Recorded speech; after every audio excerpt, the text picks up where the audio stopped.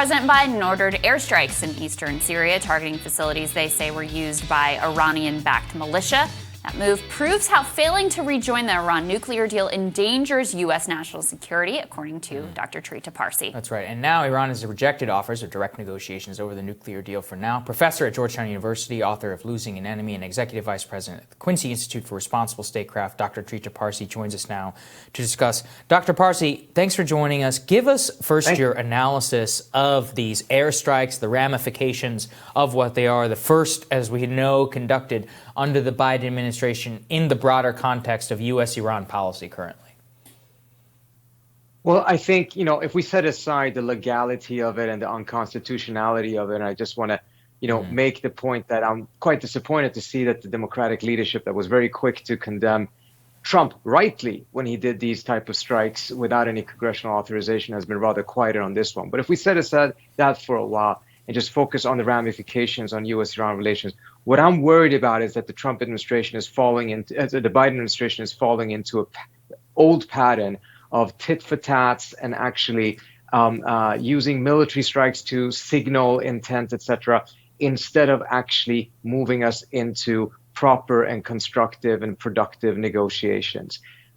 We saw that the Iranians have now rejected, unfortunately, which I also think is a very bad decision from their end, to come and to the invitation that the Europeans had sent them. But it was not surprising because the United States under Biden has continued Trump's maximum pressure campaign. He has not lifted any of those sanctions. It's quite interesting because Wendy Sherman, who was Obama's lead negotiator and is now going to be Biden's Deputy Secretary of State, said in 2019 that the idea that we could get the Iranians to come to the table if we didn't give some sort of a sanctions relief, in her estimation, was extremely unlikely. So I'm not entirely clear why the Biden administration has chosen to go down a path that some of its own lead thinkers believe is extremely unlikely to succeed. Yeah. Well, let's talk about the issue also of legality and constitutionality. The Biden administration sent a letter to Congress saying that these airstrikes were done in self-defense. What do you make of that justification? Well, it seems difficult to be able to see it as such. It is one thing if the retaliation was against similar groups in Iraq itself that, according to the U.S., had conducted those attacks on American facilities. But to do so in Syria, which is a completely different country, the United States doesn't have any legal justification of being there. That really stretches it, and it raises question marks as to whether we are once again going to treat the Middle East as if we can do whatever we want without any restrictions of law. And again, this is a president who did say that he's going to end the endless wars. He said that he was going to get back into the JCPOA. He said that he's going to punish MBS, and we have unfortunately seen too little of those promises, if any, yet being fulfilled. Well, let me ask you this, sir, because, you know some of these people. Like you said, many of them have come out against these exact policies. Does this just reveal the strength of the permanent bureaucracy in Washington in terms of the Pentagon pushing essentially the same policy that is now 3 administrations, both on Saudi Arabia and now with these Syrian airstrikes? Like, how else are we supposed to read this? I have to say, at the end of the day, habits are really difficult to break, but these habits need to be broken because the American public has made it quite clear. They want to extract themselves from the Middle East. We don't have interests there that justify this degree of military presence. It's just bringing body bags home. And it's not serving us interests, and it's certainly not making us any safer. But it seems that the politics of this needs to be changed dramatically before politicians actually will make the decisions that they have promised to make.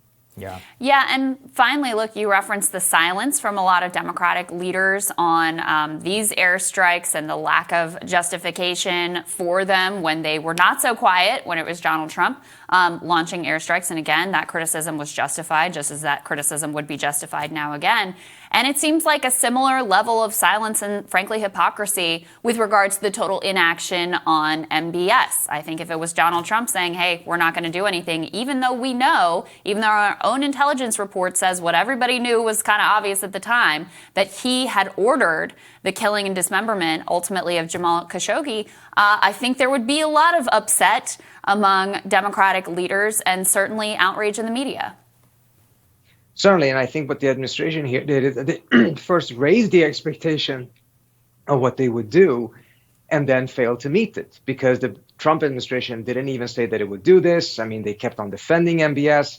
The Biden administration called MBS out, said that it would take action. It's definitely very welcome that the report has been released. But if the report is then released without the proper follow-up and consequences, then what big difference has really been made here? And I found it particularly peculiar that it was the argument was being used that if these sanctions were imposed, it would cause a disruption in the relationship. Will you give me one example in which these type of sanctions could be imposed on a major leader without it causing a major disruption? I mean, it just goes with the territory that is what would happen. So if that is the excuse, we should never use them at all, or we will end up using it only against the countries that we don't like or that we don't sell a lot of weapons to. Yeah, well, I think you identified there it right is. on that. Great to see you, Dr. Parsi. Thank you. Appreciate it. Thank you so much for having me. Always. Next, President Biden encourages Alabama workers to participate in a union vote. We'll talk about that when Rising continues.